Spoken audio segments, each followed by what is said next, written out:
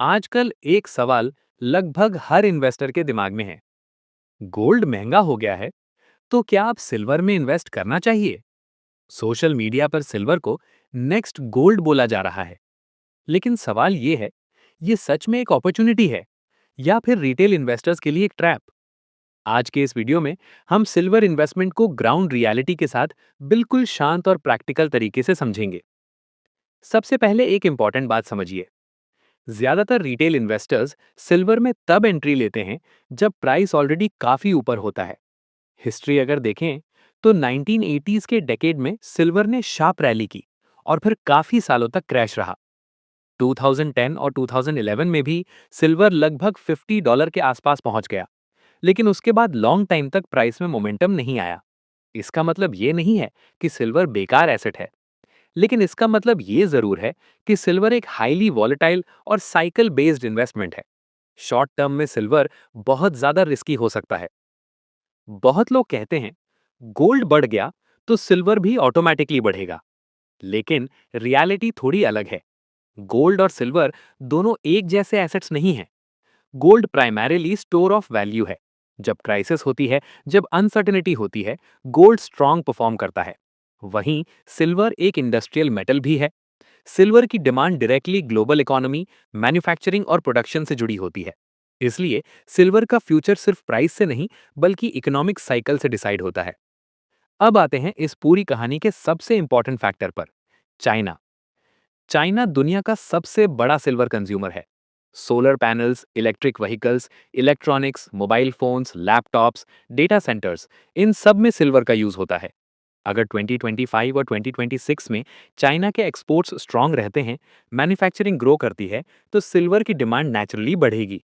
लेकिन अगर global slowdown आता है, ट्रेड वॉर्स बढ़ते हैं या टैरिफ रिस्ट्रिक्शंस लगते हैं, तो सिल्वर प्रेशर में आ सकता है। इसलिए सिल्वर को चाइना और ग्लोबल इकोनॉमी का मिरर भी कहा जा सकता है। बहुत जगह सुना जाता है कि सिल्वर की सप्लाई कम हो रही है। सच ये है कि सिल्वर ज्यादातर कॉपर और जिंक जैसे मेटल्स के साथ बाय प्रोडक्ट के रूप में निकलता है। इसका मतलब ये हुआ कि सिल्वर प्रोडक्शन अचानक से बहुत ज्यादा या बहुत कम नहीं होती। शॉर्ट टर्म शॉर्टेज अक्सर स्पेक्यूलेशन की वजह से होती है, रियल सप्लाई क्राइसिस की वजह से नहीं। सिल्वर में सस्टेनेबल रैली तभी आती है जब रियल इंडस्ट्रियल डिमांड सपोर्ट करे। अब समझते हैं इंस्टीट्यूशंस क्या करती हैं। बिग इंस्टीट्यूशंस हमेशा एलोकेशन डिसिप्लिन फॉलो करती हैं। गोल्ड और सिल्वर दोनों रखती हैं, लेकिन सिल्वर का एक्सपोजर यूजुअली 2 से 5% से ज्यादा नहीं होता। वहीं रिटेल इन्वेस्टर्स फोमो में एंट्री लेते हैं, शॉर्ट टर्म प्रॉफिट एक्सपेक्ट करते हैं और पोर्टफोलियो का बैलेंस बिगाड़ देते हैं। इंस्टीट्यूशंस सिल्वर को हेज की तरह यूज करती हैं, लॉटरी टिकट की तरह नहीं। सिल्वर का सही रोल है गोल्ड के साथ बैलेंस बनाना, इन्फ्लेशन से प्रोटेक्शन लेना और पोर्टफोलियो को डाइवर्सिफाई करना। आइडियल अप्रोच ये होता है गोल्ड कोर होल्डिंग हो और सिल्वर सैटेलाइट एलोकेशन के रूप में हो। सिल्वर कभी भी गोल्ड का रिप्लेसमेंट नहीं होना चाहिए। सिल्वर सिर्फ गोल्ड का सप्लीमेंट होना चाहिए।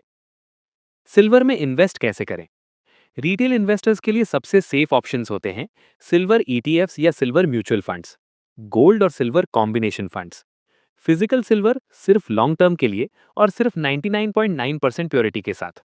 High leverage trading, short term options और ओवर ट्रेडिंग बिगनर्स के लिए बिल्कुल अवॉइड करनी चाहिए। सिल्वर शॉर्ट टर्म में रिस्की हो सकता है, लेकिन लॉन्ग टर्म में लिमिटेड एलोकेशन के साथ यूजफुल हो सकता है। अगर आप डिसिप्लिन फॉलो करते हैं, पोर्टफोलियो बैलेंस रखते हैं और चाइना और ग्लोबल साइकिल को समझते हैं, तो सिल्वर आपके लिए वैल्यू ऐड कर सकता है। लेकिन सिर्फ हाइप के बेस पर सिल्वर खरीदना लॉन्ग टर्म डिसअपॉइंटमेंट भी दे सकता है। अगर आप चाहते हैं ऐसे ही practical data based investment analysis, तो निवेश लैब को सब्सक्राइब कीजिए, वीडियो को लाइक और शेयर कीजिए। हम मिलेंगे नेक्स्ट वीडियो में।